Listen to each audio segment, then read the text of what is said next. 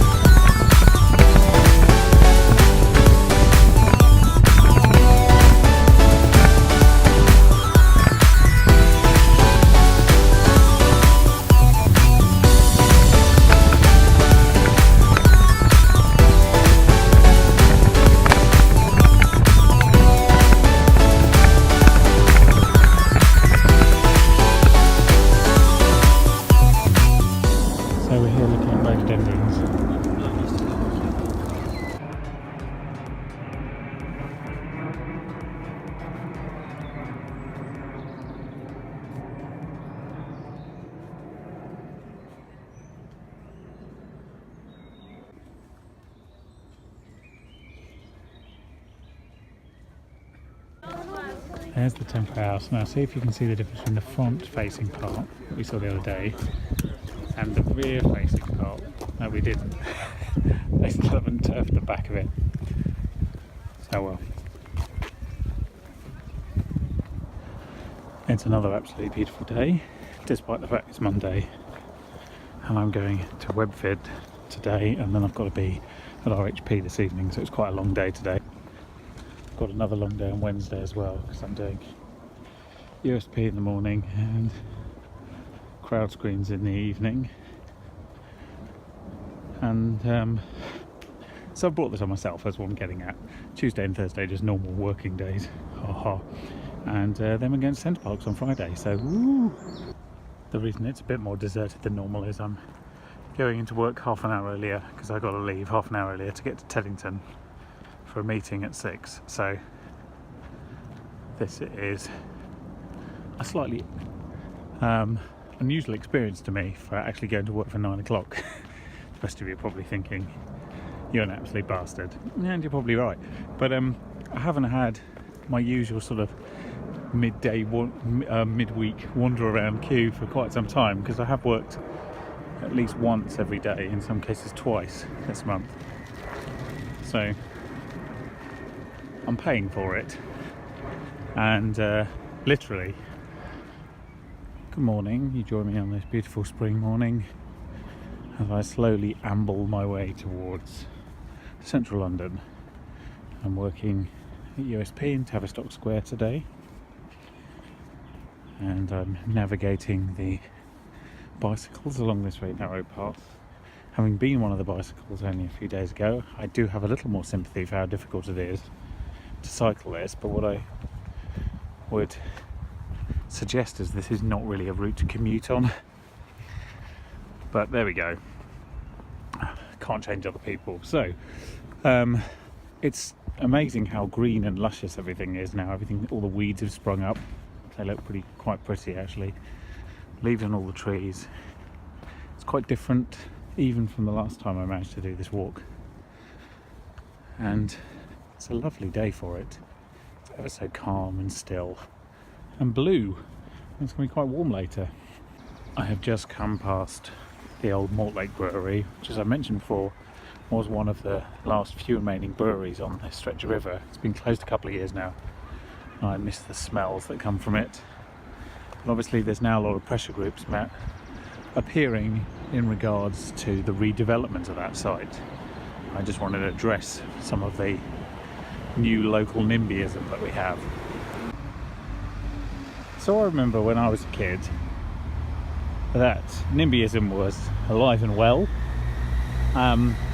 It existed primarily in the sort of middle classes, the people who already have, not wanting anything to change. It seems to have evolved. It seems to have gone from a sort of centre-right idea of I've got mine, so why change anything, into a slightly more presentable centre-left idea. So now NIMBYism isn't how dare you build those houses at the end of my road. It's you should build less houses at the end of my road, and some of them should be affordable. Which you might think, well, that seems pretty healthy. Except it's not. It's no more based on fact than the previous idea. It's very rarely is there any sort of financial calculation that goes into it, or in fact any calculation about who might live there, or why you might need to build those houses in the first place. It's just easier to present because you appear to have ticked a couple of morality boxes. Now, I'm not saying that in all cases this is wrong. In fact, in some cases they're probably right, but that's more by luck than design. More like Brewery being an example. They want to build an enormous number of flats on there.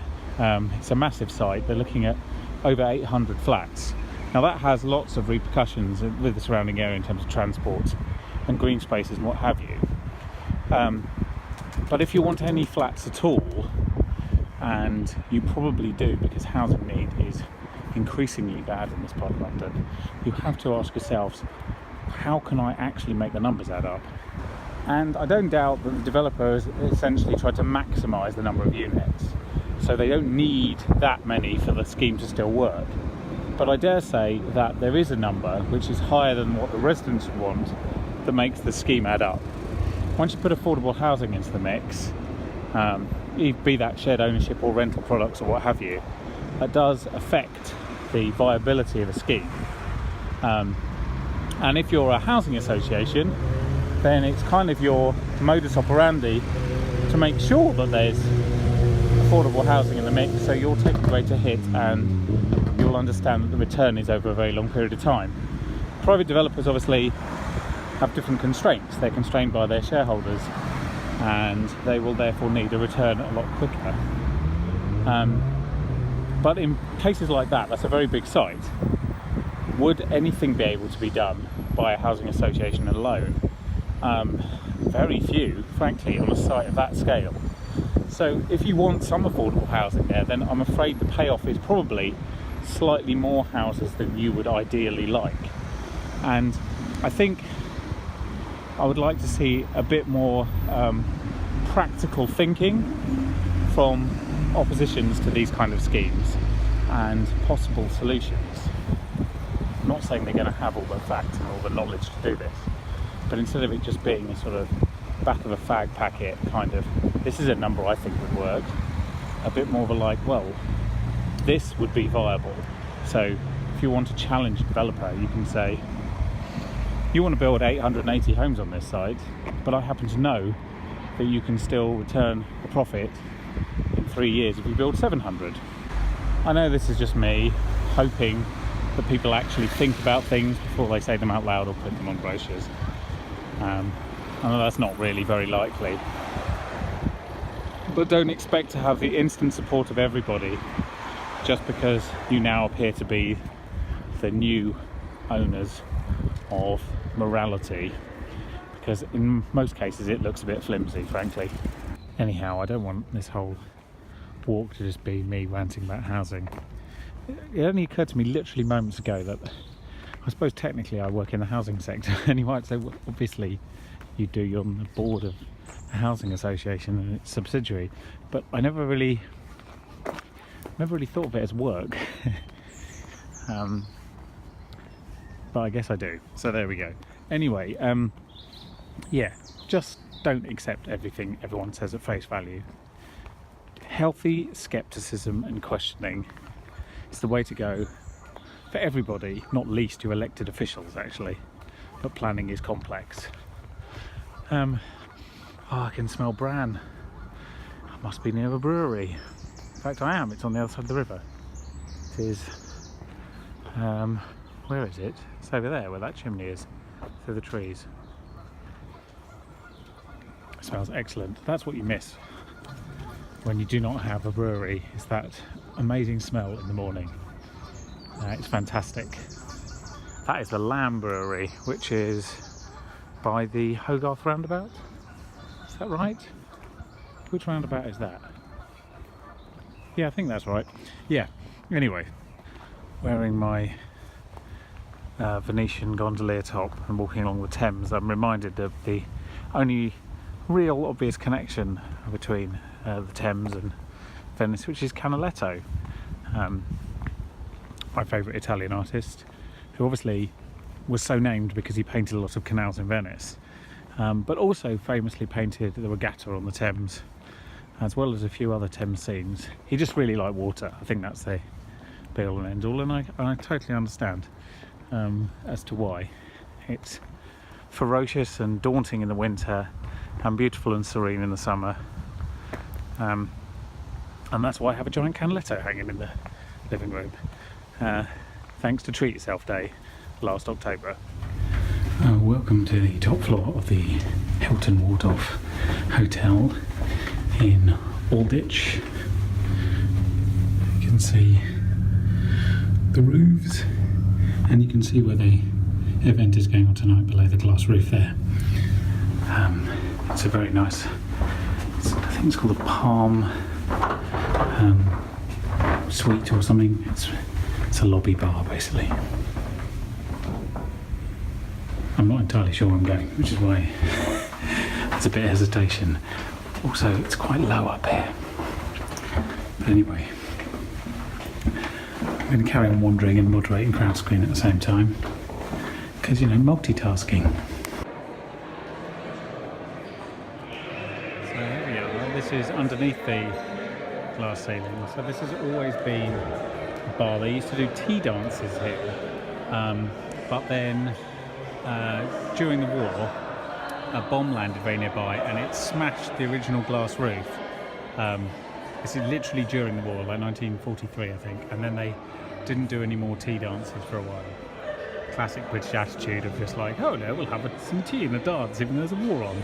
So they've obviously redone it, and they started doing tea dances again in the 90s I think, and yeah, it's beautiful, isn't it? This is where the drinks reception is tonight.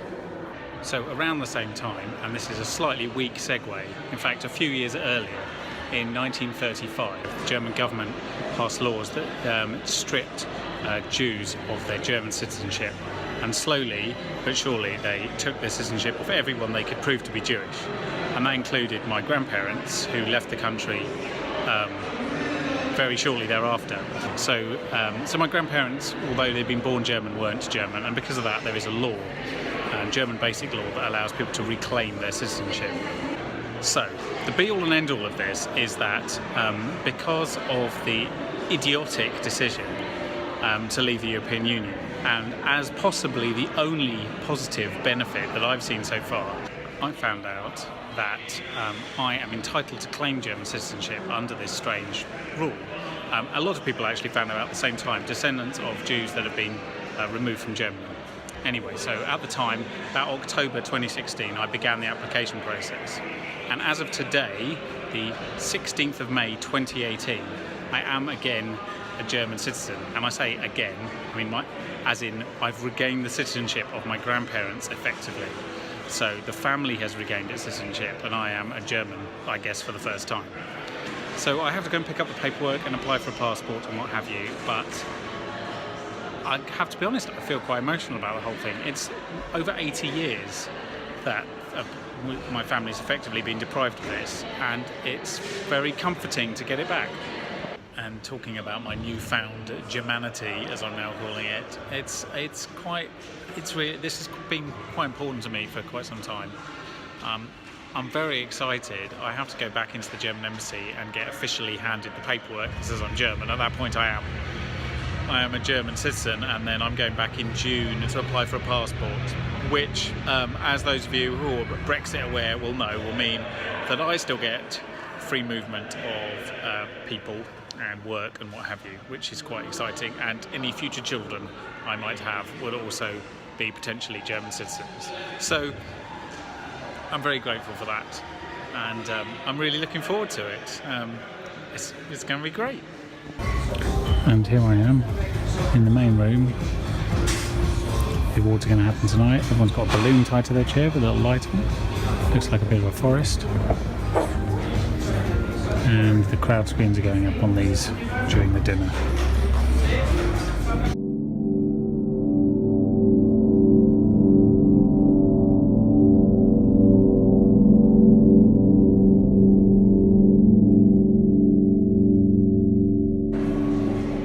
It's a bit emptier now because the awards are actually going on next door. So I was talking about tea dances earlier. I mean, it was more precisely, it was tango, and tango tea is what they used to call it, which was considered rather raucous in its day, and it was at the very beginning of the war actually that the bomb fell, having checked out the facts in this very handy guide, the history of the Astoria Hotel. It was in 1939. I think people were possibly a bit naive about the nuances of war at that point. Still, they resumed them, as I mentioned a few years ago, and it is an amazing room. It's weird when it's empty, but it is a fantastic space. They usually have tables down the top and what have you, and you can come in here and have a drink. Good morning. So I'm off to WebVid today. It's the last day of the week, really, although it's Thursday, because we're going to Centre Parks tomorrow, and I'm hugely excited in the way that probably only an 11-year-old could be. I have been thinking about my grandparents this morning, following on from my Germanification, and I think about my grandparents quite a lot, really. If you consider my granddad died when I was 11 and my grandmother died when I was 16, so it's more than 20 years since I've seen either of them. And I think when I was sort of teenager and even before as a kid, I don't think I probably could fully understand what it is they'd gone through, and they just seemed like nice old German people to me, with a thick accent and usually a smile on their face. But as I've got older, I think I've begun to appreciate the trauma that they had to go through in early life to get to where they were when I knew them. And I was wondering what they would think of this process that I've been through in order to regain German citizenship. And I know that they weren't big fans of Germany by the end. Probably from the moment they left, frankly. And it's not really surprising if you consider how much the country took from them, their home, members of their family, most of their worldly belongings. But obviously I think of it slightly differently. I think of it's not like you can't like the country because of what they took, but as a debt that is owed, that needed repaying. And you might know that survivors of the Holocaust were paid compensation by the German government for the remainder of their lives. But, you know, it wasn't an awful lot of money, and there isn't an amount of money that would have made things right, really. And they did get some of their stuff out, but, you know, their lives were massively upended. And so my grandfather lost his brother, my grandmother lost her parents, so they rightfully felt that they'd been very hard done by, and they refused to buy German goods for most of their life, and until they finally visited Berlin, and they obviously bought things when they were there. So my grandparents always supported England or Britain in sporting events, especially when they were playing Germany. So they were proudly British, despite being two of the least British people you'd probably meet. But culturally they were well assimilated. And although they could have reapplied for German citizenship, obviously there was too much baggage and they were never going to do that. But I think they would understand the reasoning behind why I have. Britain is not quite the inclusive and philanthropic society that it was, that allowed refugee Jews to come and settle in its country, that allowed people from the West Indies to come over and have lives and jobs here. It's become rather a nasty, inward-looking place primarily under current Prime Minister and former leader of the Home Office. That's quite sad, but I would rather hedge my bets in terms of my nationality, which is what I'm going to do. And obviously Germany's come a long way from being rather a hate-filled establishment that it was in the late 30s and early 40s. So things change, things move around. I think they'd understand why I would like to reclaim my heritage, as it were. As you can see, I'm currently walking back from Barnes because it's effectively a Friday, because we no work tomorrow, and the weather is nice. But I think therefore this will be the last day of the vlog, and we should do the word of the week. So this week's word of the week is nationality. Nationality. So the nationality in German is die Nationalität. Die Nationalität. That is nationality in German. And in Italian, it's la nazionalità. La nazionalità. That is nationality in Italian, and that is this week's word of the week. So thank you very much for watching this week's vlog and my big change, I guess. I hope you'll join me next week, because I'll be going to the German embassy to pick up my paperwork. And obviously, before then, much more excitingly, we're going to Centre Parks tomorrow. So click subscribe, ring the little bell, and we'll be all good. See you later. Toby's